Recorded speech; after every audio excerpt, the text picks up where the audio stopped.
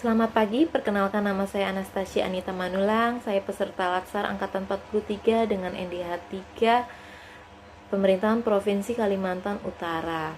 Instansi bekerja Rumah Sakit Umum Daerah Provinsi Tarakan, Kalimantan Utara. Pada pagi ini saya diberi kesempatan oleh Ibu Wahyu Eko Handayani SPD MPD dalam agenda 3 untuk memberikan pemaparan saya mengenai jawaban saya dari lembar tugas yang diberikan oleh Ibu Wahyu.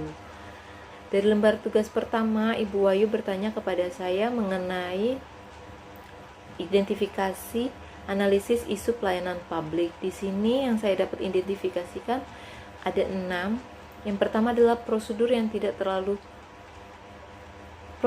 terlalu banyak, kurang efisien untuk pengguna jasa. Yang kedua, pelayanan yang kurang responsif. Yang ketiga, pelayanan publik yang tersedia sulit dijangkau. Hal ini terkait dengan biaya. Yang keempat, memberi pelayanan publik yang tidak berkompeten. Yang kelima, sistem informasi kinerja pemberi pelayanan publik yang dianggap kurang. Dan yang terakhir, menurut saya identifikasi isu yang lain adalah pemberi pelayanan publik yang kurang integritas. Dari lembar soal yang kedua, di sini Ibu Wahyu bertanya bentuk-bentuk pelayanan publik yang ada di instansi saya.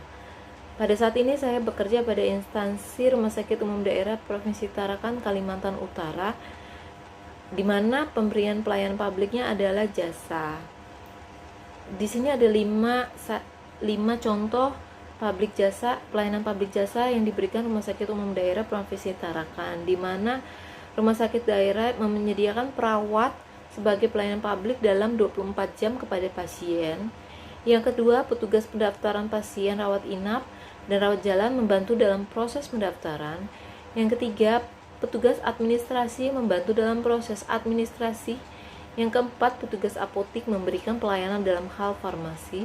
Yang kelima, radiografer memberikan pelayanan dalam hal pemeriksaan penunjang.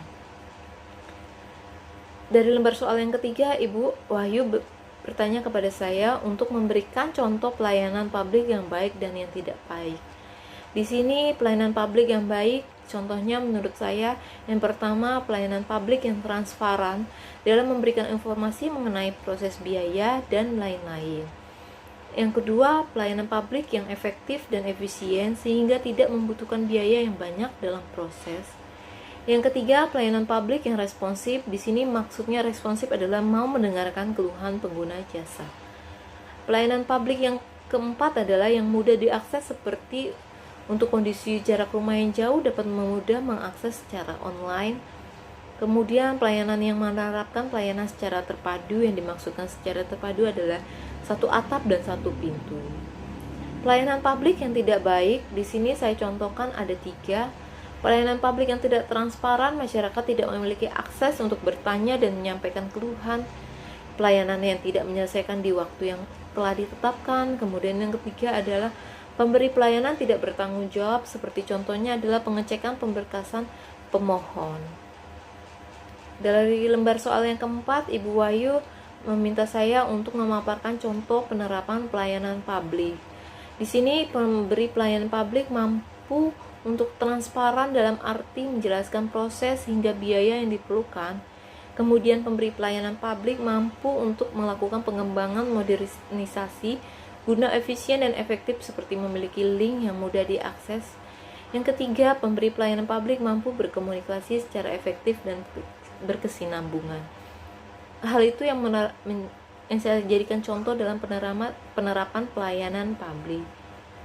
Dari lembar soal kelima, Ibu Wahyu meminta saya untuk memberikan contoh tipe dan gaya pelanggan serta etiket dalam pelayanan publik. Di sini ada 3 contoh tipe dan gaya pelanggan yang saya temukan di tempat saya bekerja. Di mana yang pertama, pelanggan meminta didahulukan, sehingga etiket pelayanan publik adalah menjelaskan dan menunjukkan secara sopan dan santun tata aturan yang berlaku. Yang kedua, pelanggan meminta dimudahkan dalam proses dengan memberikan imbalan, sehingga etiket pelayanan publik adalah menolak dan menjelaskan biaya proses dan batas waktu yang dibutuhkan. Yang ketiga, pelanggan meminta hasil dikeluarkan lebih cepat dari batas waktu yang ditentukan. Etiket dan etika yang benar untuk pelayan publik adalah sebaiknya menjelaskan dengan sopan dan santun proses yang diperlukan, sehingga pengguna jasa memahami akan proses dan lama waktu yang diperlukan selama proses pelayanan publik. Terima kasih untuk Ibu Wahyu Eko Handayani SPD MPD sebagai pemberi materi dan memberi lembar tugas ini. Lembar tugas ini sangat menarik dalam bentuk tampilan, dan lembar tugas ini sendiri membuat saya sebagai peserta mampu untuk berpikir lebih jauh lagi tentang isu yang berkembang saat ini mengenai pelayanan publik, serta dikaitkan dengan etika dan etiket dalam memberi pelayanan untuk mencapai kepuasan masyarakat. Sekian dan terima kasih untuk semua yang telah menonton video saya.